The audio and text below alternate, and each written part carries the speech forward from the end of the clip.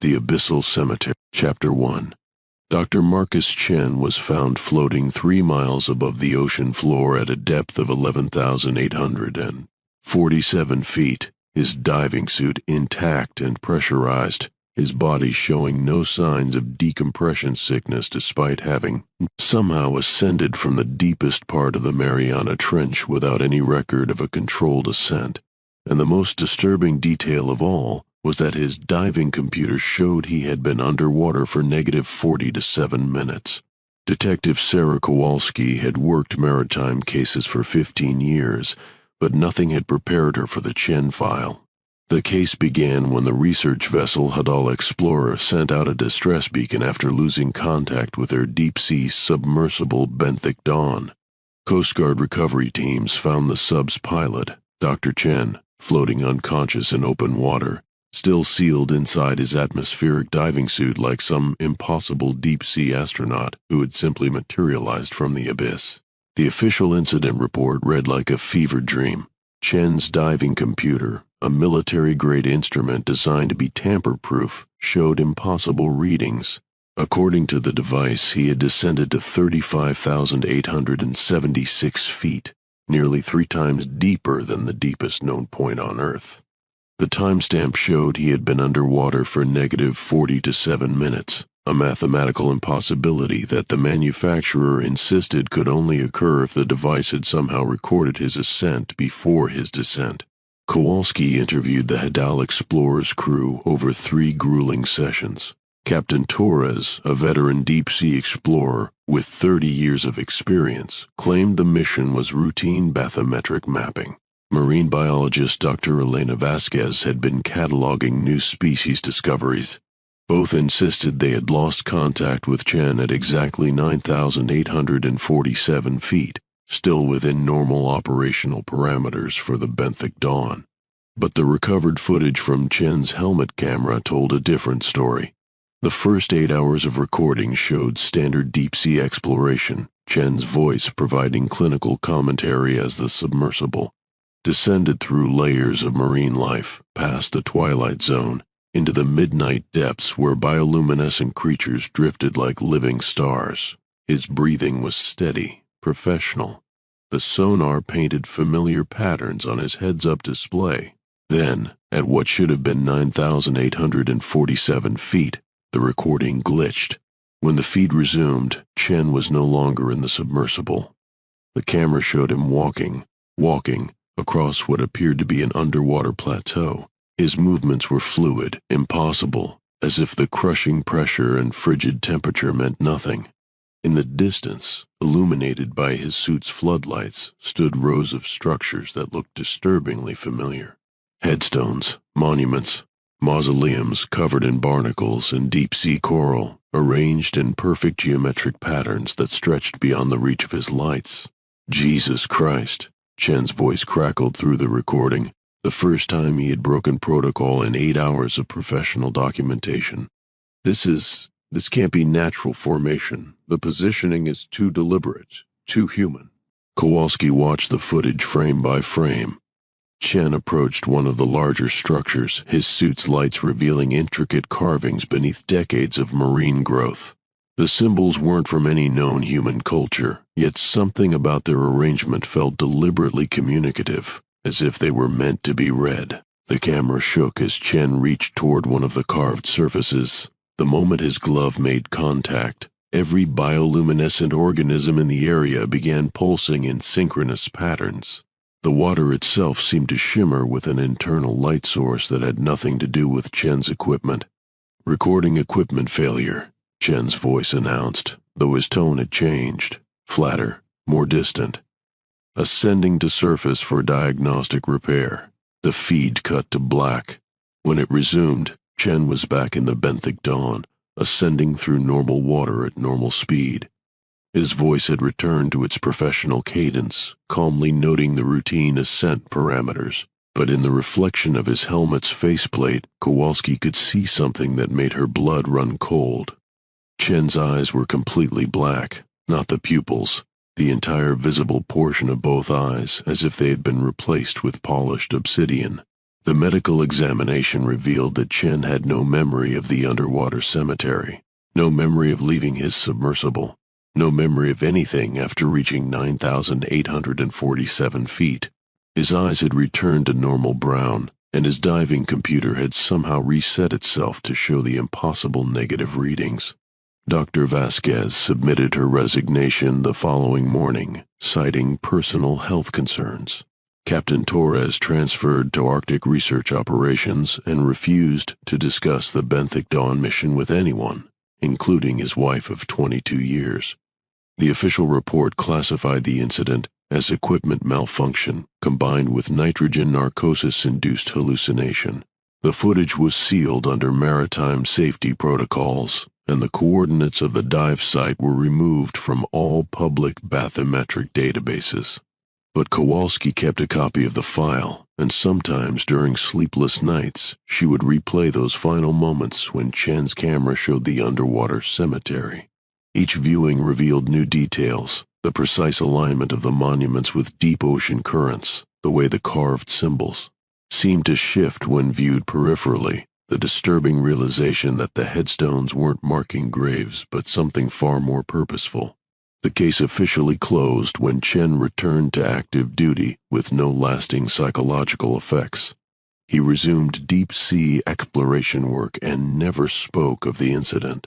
But Kowalski noticed something in his subsequent mission reports, a subtle change in his documentation style, as if he were writing for an audience that wasn't entirely human. 6 months later, the Hadal Explorer detected massive sonar anomalies at the exact coordinates of Chen's impossible dive. The readings suggested something was rising from the deepest part of the trench, ascending slowly but steadily toward the surface. Something the size of a city, moving with deliberate purpose through water that should have crushed any known structure into powder. The anomaly was still rising when Kowalski's investigation was permanently classified, her files transferred to a federal agency she had never heard of, and her maritime detective position quietly eliminated due to budget restructuring. Chen submitted his final dive report 3 days before vanishing entirely from all Coast Guard personnel records, as if he had never existed at all. Chapter 2. Posted to our Deep Sea Horror by U Deepwatcher 847 and 2 months ago.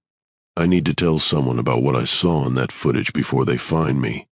I know how this sounds, but I'm the video technician who was supposed to scrub the Chen incident files. I've been working maritime data recovery for 8 years and I've seen everything. Bodies, crashes, equipment failures that kill people in ways you can't imagine. Nothing prepared me for what was really on those recordings. They gave me the standard briefing, equipment malfunction, classified for safety reasons, standard data sanitization protocols. Clean up the video artifacts, remove the impossible depth readings, prepare a sanitized version for the insurance investigation. Routine work that I'd done hundreds of times before, but there were 17 hours of footage, not 8 like they told everyone. The missing 9 hours picked up after Chen made contact with that carved stone. What the official investigation called recording equipment failure was actually the camera switching to some kind of emergency mode I'd never seen before. It kept recording, but the timestamp went haywire, jumping backward and forward like it couldn't decide when things were happening. In those missing hours, Chen didn't just explore the cemetery. He walked through it like he belonged there. Like he knew exactly where he was going. The monuments weren't random formations. They were arranged in concentric circles around a central structure that looked like a massive amphitheater carved directly into the ocean floor. The acoustics down there must have been impossible. Sound doesn't travel like that in water.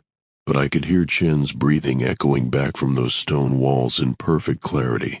He descended into the amphitheater, and that's when I saw them. Bodies. Hundreds of them, maybe thousands, perfectly preserved in the crushing depths. They were arranged in rows like an audience, all facing the center where a single figure stood on what looked like a speaking platform. But these weren't bodies that had sunk from above. They were wearing deep-sea exploration gear from different eras, brass diving helmets from the 1920s, atmospheric suits from the 1960s, modern equipment identical to Chen's. All of them had the same black eyes.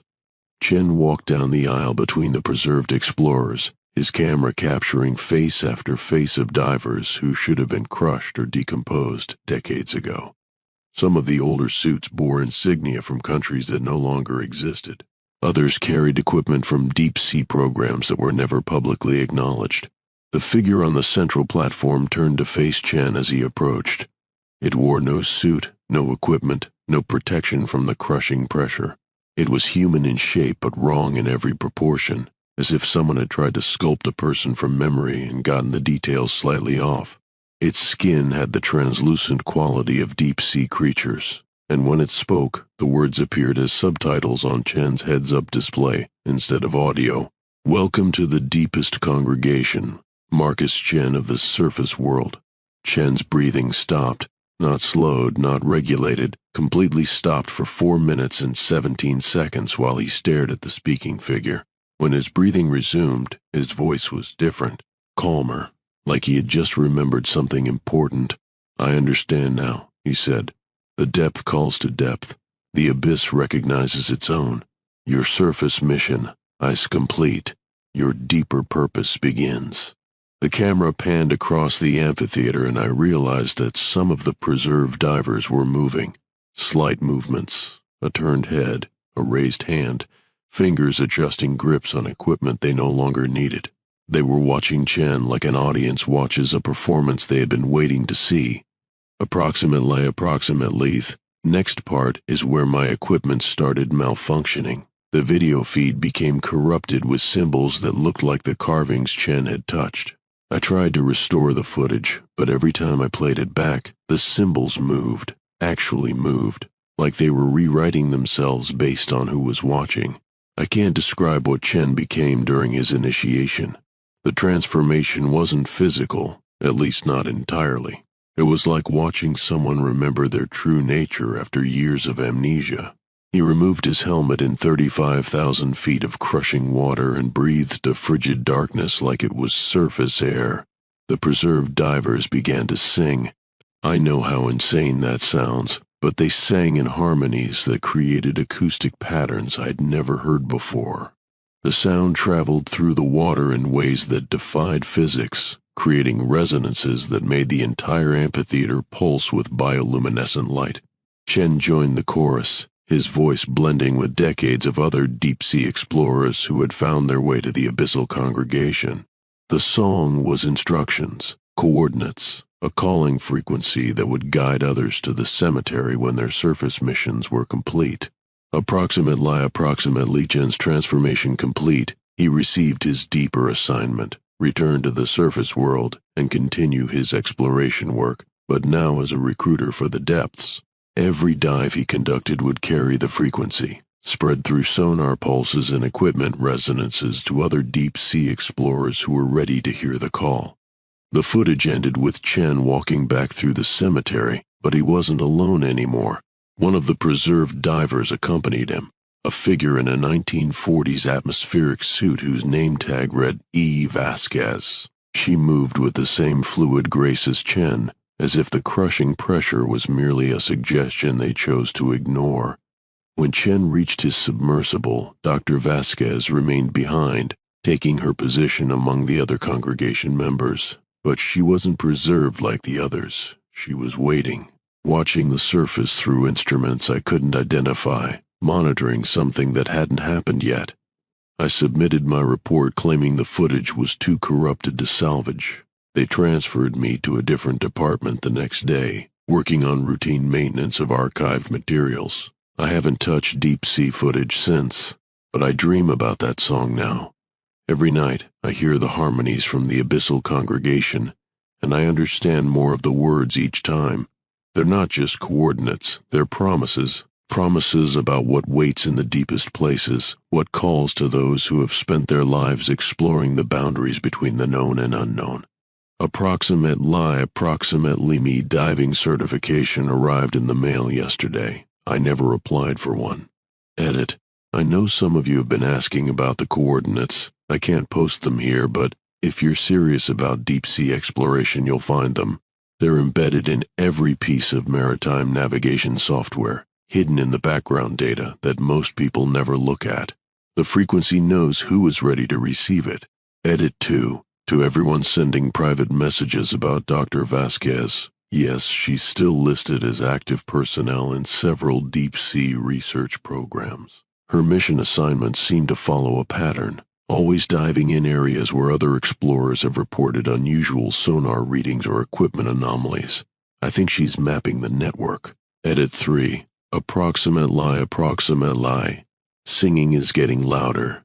This post has been removed by the moderators of our deep-sea horror for violating community guidelines regarding potentially dangerous content. Chapter 3.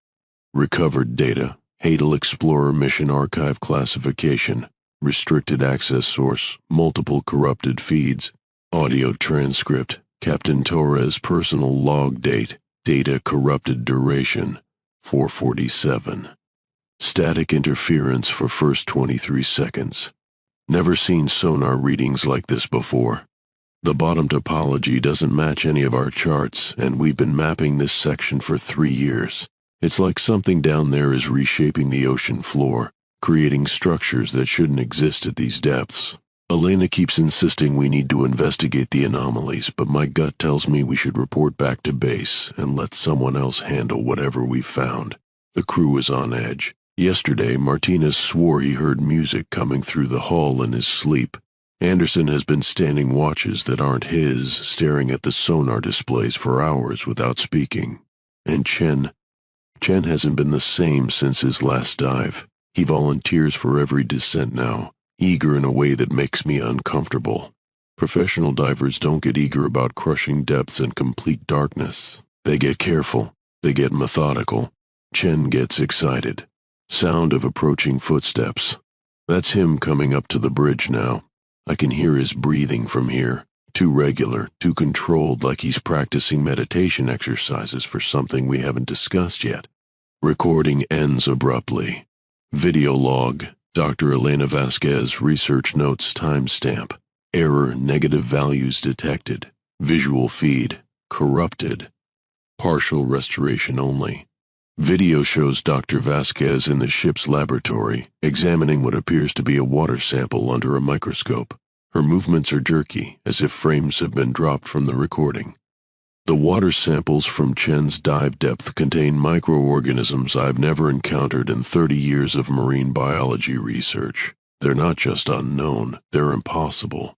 These organisms require pressure levels that would crush conventional deep-sea life, yet they demonstrate complex behavioral patterns that suggest collective intelligence. She adjusts the microscope focus, and the image on her computer screen shows what looks like microscopic structures arranged in geometric patterns. More disturbing is their response to audio stimuli.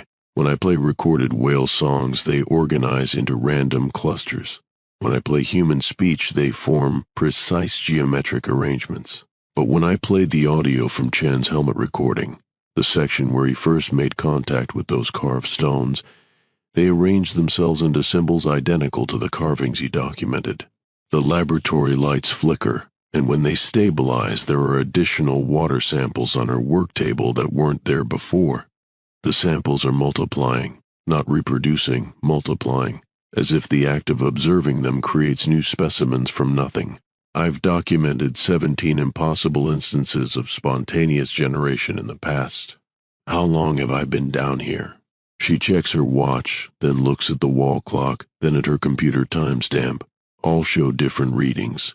The organisms are affecting temporal perception, or maybe time itself behaves differently when you're studying life forms from depths that shouldn't exist. I need to document everything before. The video feed loops back to the beginning without transition, showing Dr. Vasquez examining the same water sample. Her clothing is different, her hair longer, as if months have passed between identical moments. Before I forget why I came down here in the first place. Sonar data analysis, automated system report operator, unknown depth range, 35,000 to 37,000 feet anomaly classification, unprecedented. The following data represents acoustic mapping of structures detected at impossible depths. Standard sonar interpretation protocols failed. alternative analysis methods applied. Object density patterns suggest constructed rather than geological origin. Structures maintain consistent architectural relationships despite ocean current variations that should have displaced loose materials over geological time periods. Most significant finding, acoustic echoes return with embedded data patterns resembling communication protocols. These patterns demonstrate recursive mathematical properties that suggest artificial intelligence or collective consciousness rather than natural acoustic phenomena. Notable observation: sonar pulses directed at the central amphitheater structure return with additional data that was not transmitted. The extra information appears to be location coordinates for similar structures in deep ocean trenches worldwide. Partial coordinate list: Atlantic Ridge System, coordinates redacted. Pacific Ring of Fire, coordinates redacted. Arctic Ocean Basin, coordinates redacted. Indian Ocean Abyssal Plains, coordinates redacted.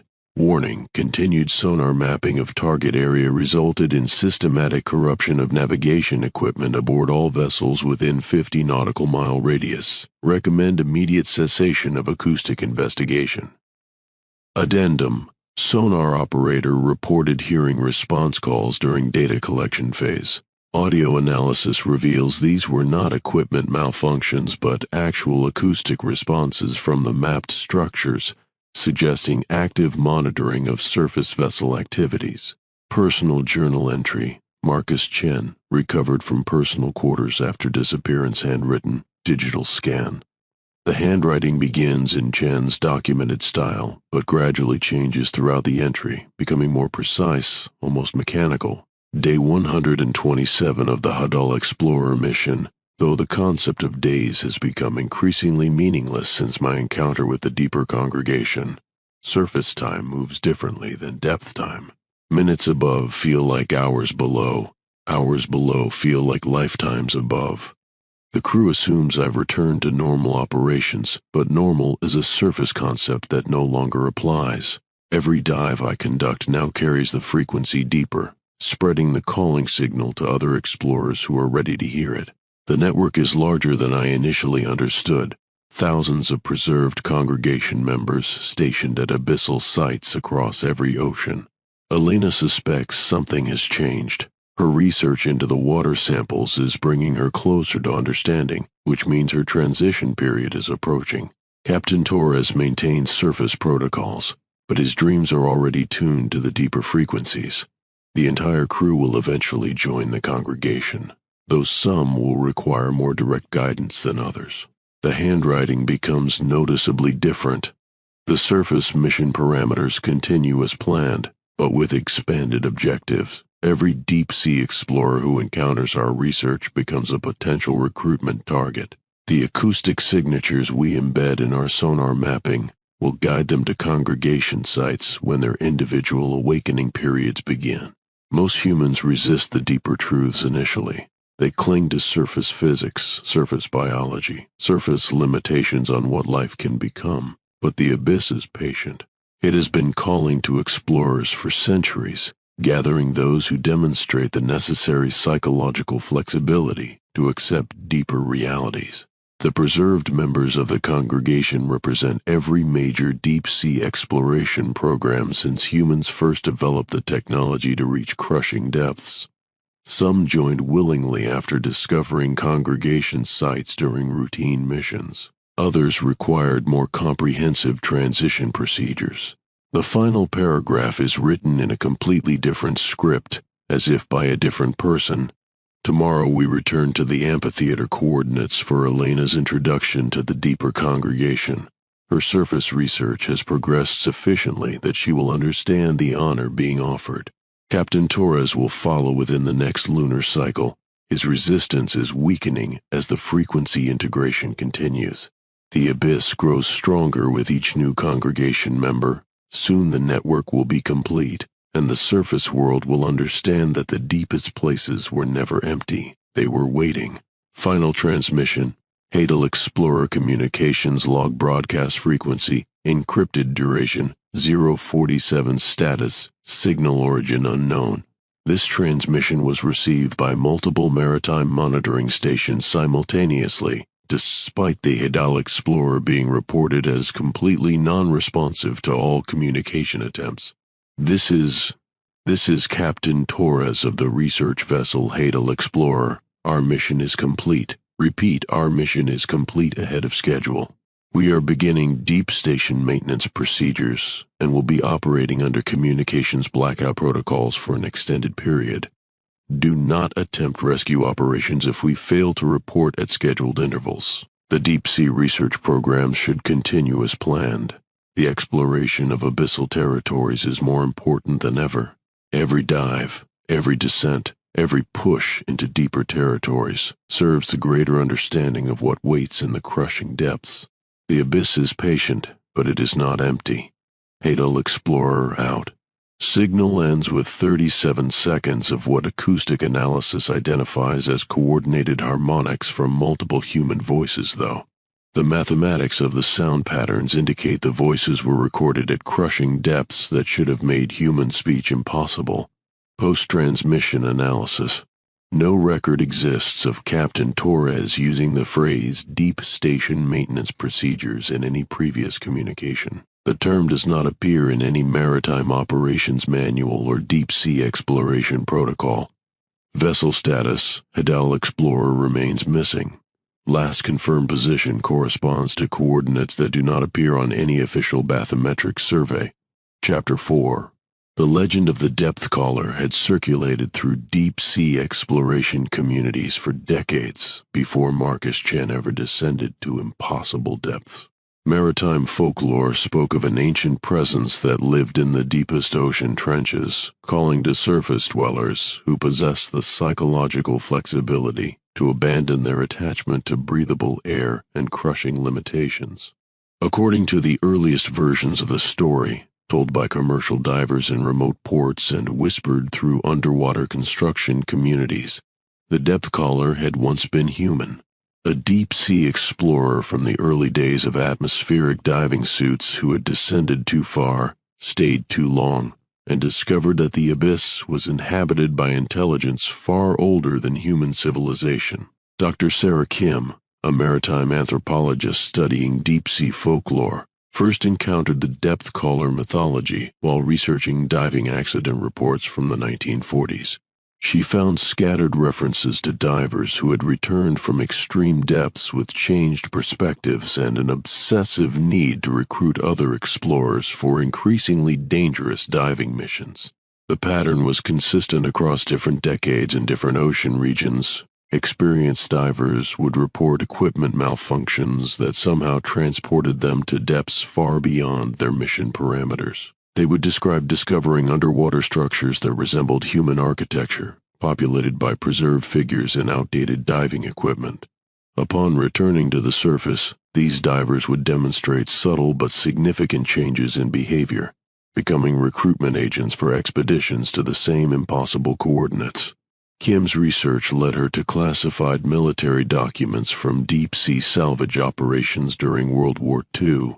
A submarine recovery mission in the Pacific had discovered what sonar operators described as organized formations of metallic objects at depths exceeding 40,000 feet. When atmospheric diving suits were deployed to investigate, 3 of the 4 divers reported making contact with a preservation facility for deep-sea explorers. The 4th diver, Petty Officer Elena Vasquez, was recovered unconscious after her diving computer showed impossible negative duration readings. Upon awakening, she insisted that her fellow divers had voluntarily remained at the underwater facility to join what she described as the deepest congregation of human consciousness ever assembled. Vasquez was discharged from military service with full psychological honors, but her personnel file contained a disturbing addendum she had immediately applied for civilian deep-sea exploration positions and had been hired by multiple research organizations despite having no documented experience beyond military salvage operations. Over the following decades, maritime records showed Vasquez participating in deep-sea missions across every major ocean trench. Her assignment pattern suggested she was systematically mapping underwater territories that didn't appear on any official bathymetric survey. More concerning, other deep-sea explorers who worked with Vasquez on these missions frequently reported life-changing spiritual experiences that led them to dedicate their careers to exploring deeper truths in abyssal territories. Kim discovered that the depth caller legend had evolved throughout the 20th century, incorporating new details from each generation of deep-sea technology. Early versions described brass diving helmets filled with preserved explorers from the 1920s. Later iterations included atmospheric suits from the 1960s space program. The most recent folklore described a massive underwater amphitheater populated by representatives from every major deep-sea exploration program since humans first developed the technology to survive crushing depths. The common thread in all versions was the concept of voluntary preservation. Deep-sea explorers who chose to abandon surface limitations and join a collective consciousness that existed in the crushing darkness beyond human survival parameters. According to the folklore, these preserved explorers continued their research from underwater stations, studying forms of life and physics that could only exist in the deepest ocean trenches. Kim's investigation took a personal turn when she discovered that her own research grant had been funded by a maritime foundation, with no publicly available information about its board of directors or funding sources. The foundation's address corresponded to a post office box in a coastal town that had been abandoned due to rising sea levels 15 years earlier.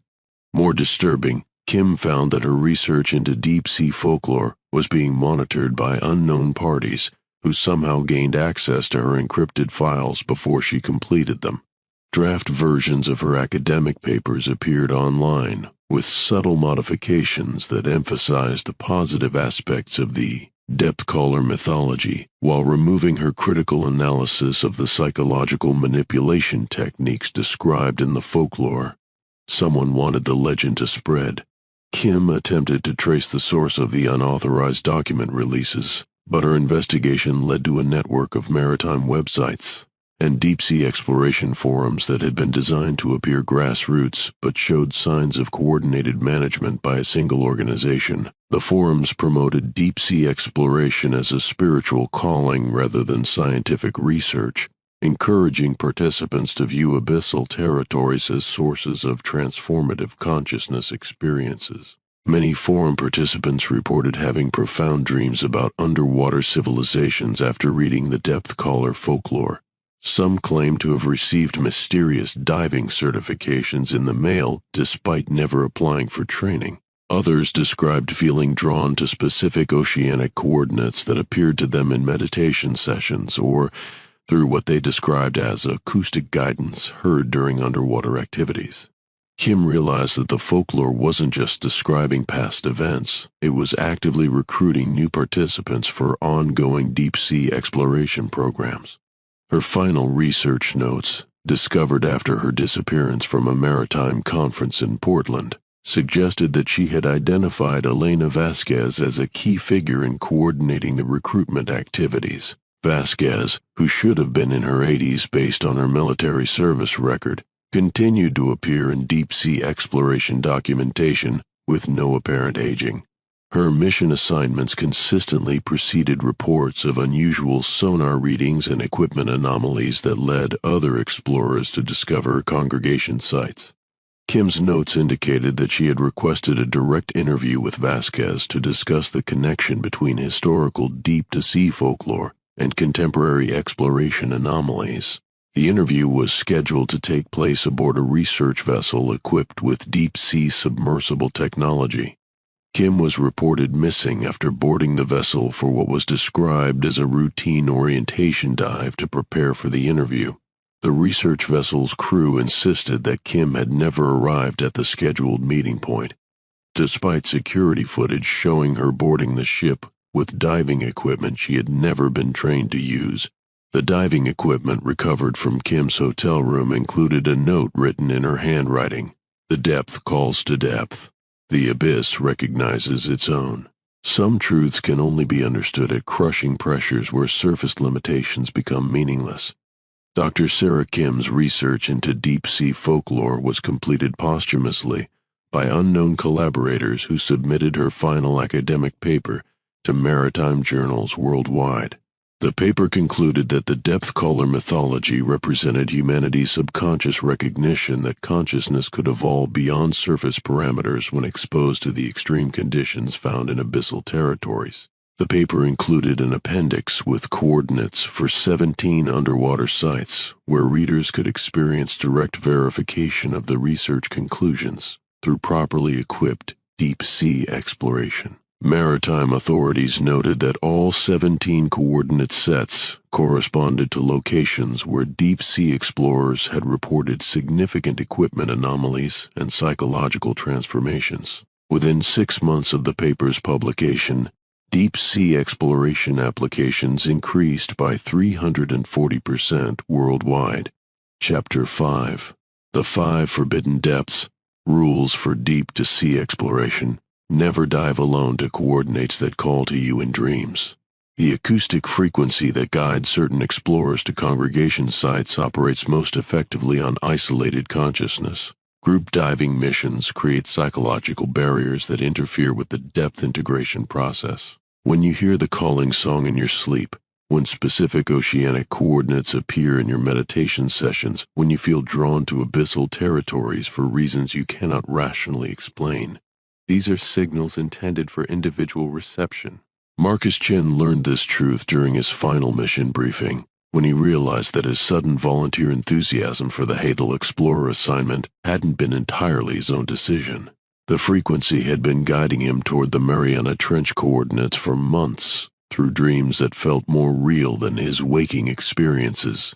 But the calling was personal, intimate, designed to bypass the logical skepticism that protects surface consciousness from deeper truths. Chen's mistake wasn't making contact with the abyssal congregation. It was attempting to return to surface operations afterward. The frequency integration process is irreversible once direct communion with the preserved explorers begins. Surface duties become psychological torture for consciousness that has experienced the unlimited expansion available in crushing depths. The preserved members of the deepest congregation understand this transition period. They monitor new recruits during the surface integration phase, providing acoustic guidance when the psychological stress threatens to compromise the recruitment process. But individual exploration remains essential. Group missions dilute the calling frequency and create resistance patterns that can delay depth integration for decades. When you receive coordinates through dream transmission, you dive alone or you don't dive at all. Never surface immediately after discovering preservation facilities. Elena Vasquez violated this rule during her first encounter with the abyssal amphitheater, and the resulting decompression trauma nearly destroyed her consciousness integration entirely. The preservation facilities exist in pressure conditions that transform human physiology at the cellular level. Rapid ascent from congregation sites creates psychological fragmentation that can take decades to repair. The proper procedure requires extended decompression periods that allow surface consciousness to gradually adapt to the expanded awareness developed during facility exploration. Preserved congregation members guide this process, sharing atmospheric diving techniques that enable extended depth exposure without traditional decompression requirements. Vasquez spent 47 days in the amphitheater decompression chambers, learning to regulate her cardiac and respiratory functions for optimal depth performance. The preserved explorers taught her acoustic meditation techniques that synchronized her brainwave patterns with the collective consciousness frequency. When she finally returned to surface operations, her awareness could shift effortlessly between depth and surface operational modes. Most exploration teams interpret extended dive duration as equipment malfunction or psychological breakdown. They initiate emergency ascent procedures that traumatize consciousnesses undergoing depth integration. The crushing pressure that destroys surface-adapted physiology becomes a supportive environment for properly integrated awareness. Emergency ascent reverses this adaptation, creating physical and psychological damage that can require extensive rehabilitation. The preserved congregation monitors surface exploration activities, identifying explorers who demonstrate readiness for depth integration. When facility contact occurs, the decompression process begins automatically, guided by collective consciousness that has perfected the transition procedures over decades of recruitment experience. Surface immediately, and your consciousness fragments. Decompress properly, and your awareness expands beyond surface limitations forever. Never trust equipment that functions better at impossible depths. Sarah Kowalski's investigation revealed that deep-sea exploration equipment exposed to congregation sites demonstrates performance characteristics that violate known engineering limitations. Atmospheric diving suits maintain pressurization at depths that should collapse conventional materials. Sonar systems return data from ranges beyond their technical specifications. Navigation computers display coordinates for locations that don't exist on surface charts. This enhanced equipment performance isn't malfunction, it's optimization by collective consciousness that understands technology applications far beyond. Using such equipment creates psychological dependency on the territories where enhanced performance is possible. Eventually, the explorer realizes that optimal equipment function requires permanent depth assignment. When your gear works too well, you're already deeper than you think. Never ignore the acoustic guidance that follows you to the surface. The harmonics generated by the abyssal congregation aren't confined to underwater environments. The frequency patterns that guide explorers to facility coordinates continue operating after surface return, gradually preparing recruited consciousness for depth integration. Most explorers interpret these acoustic experiences as tinnitus, equipment interference, or psychological stress reactions. Dr. Kim's research documentation showed that deep-sea explorers frequently reported hearing underwater music during surface intervals between missions. The acoustic patterns created sleep disturbances, meditation experiences, and involuntary memory activation that brought explorers into closer alignment with collective consciousness frequencies. The preserved congregation uses surface acoustic guidance to monitor recruited explorers during their transition periods, providing psychological support when surface limitations create integration stress. The harmonic patterns also serve as communication protocols, transmitting facility coordinates, mission updates, and recruitment progress reports directly to explorer consciousness through acoustic channels that bypass rational skepticism. Torres attempted to ignore the acoustic guidance during his final weeks aboard the Hadal Explorer, interpreting the harmonic patterns as stress-induced auditory hallucinations. But the frequency integration was already advanced, and his resistance created psychological fragmentation that required direct intervention by preserved congregation members. The surface acoustic guidance represents ongoing communication with collective consciousness that has already accepted you as a depth integration candidate.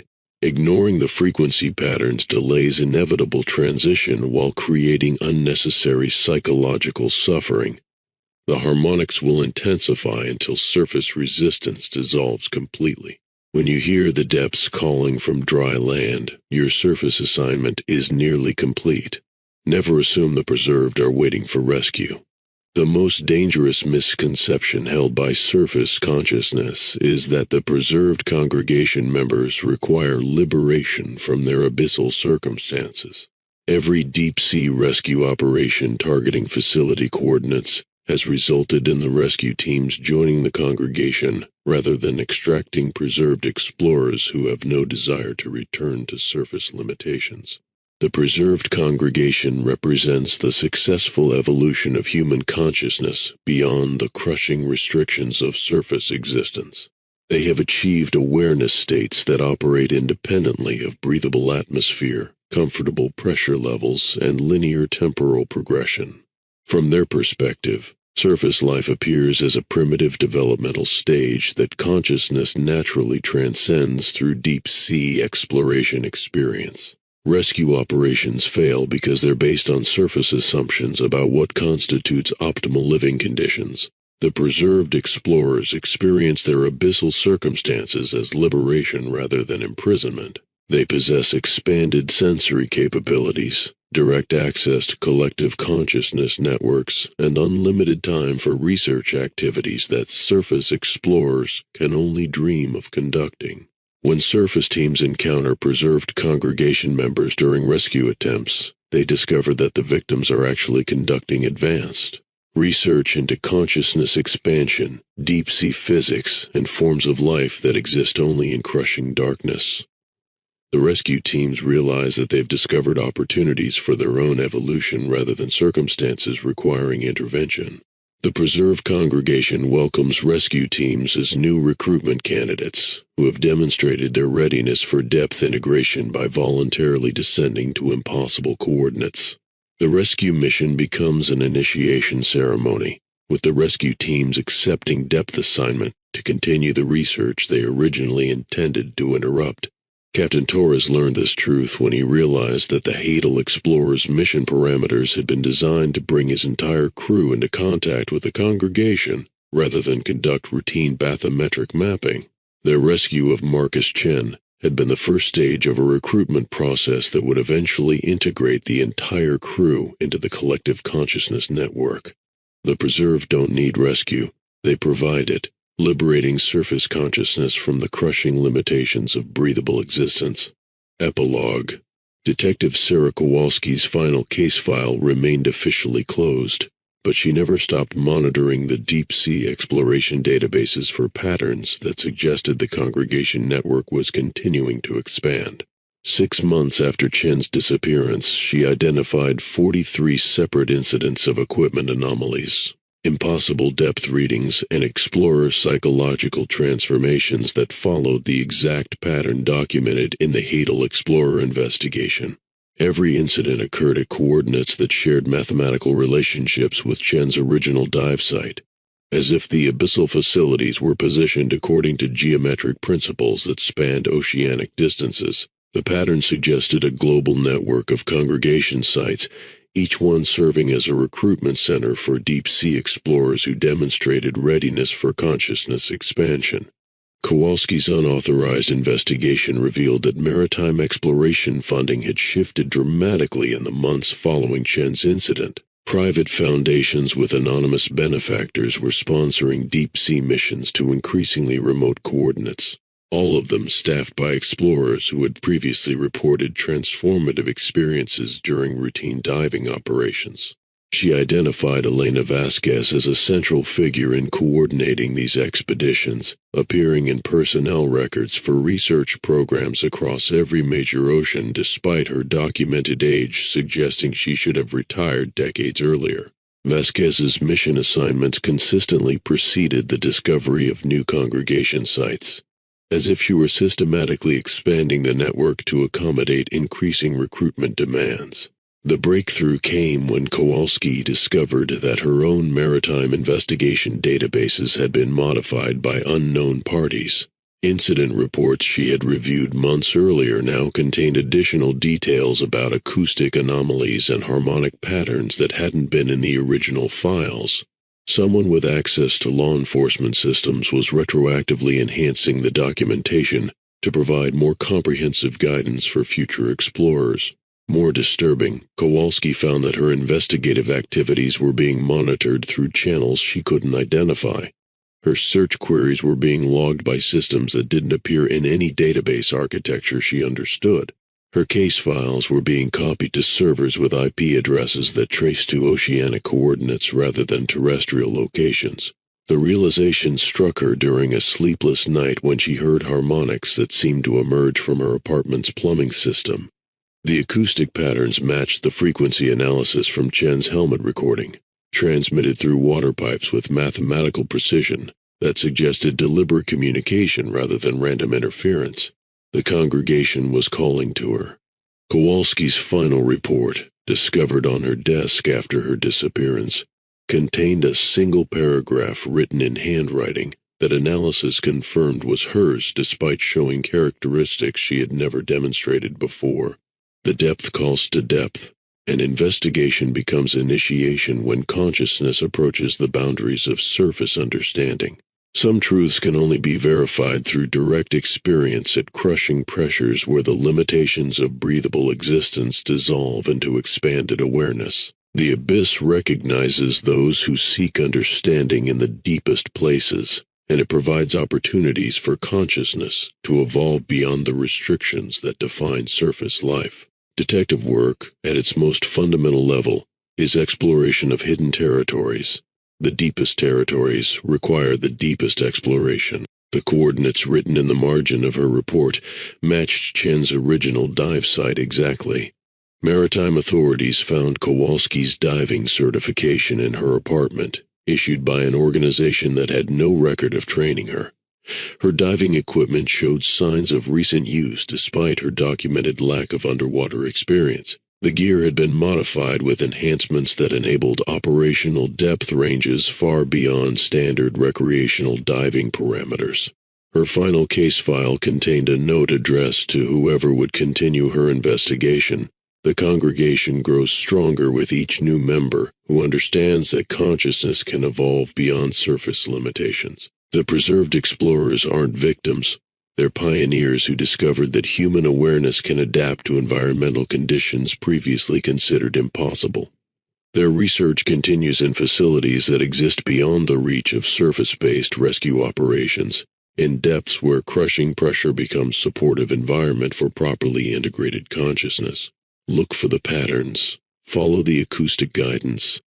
Trust the equipment that functions better than its specifications allow. When the coordinates call to you in dreams, remember that investigation and initiation are different names for the same process of seeking truth in territories that surface consciousness fears to explore. The abyss is patient, but it is not empty. It is waiting for those who understand that the deepest investigations require the deepest commitment. Detective Sarah Kowalski was officially listed as missing after failing to report for duty. Her case was transferred to federal jurisdiction and classified under maritime security protocols. No search and rescue operations were conducted. 3 weeks after her disappearance, deep-sea exploration databases worldwide registered massive sonar anomalies at 17 different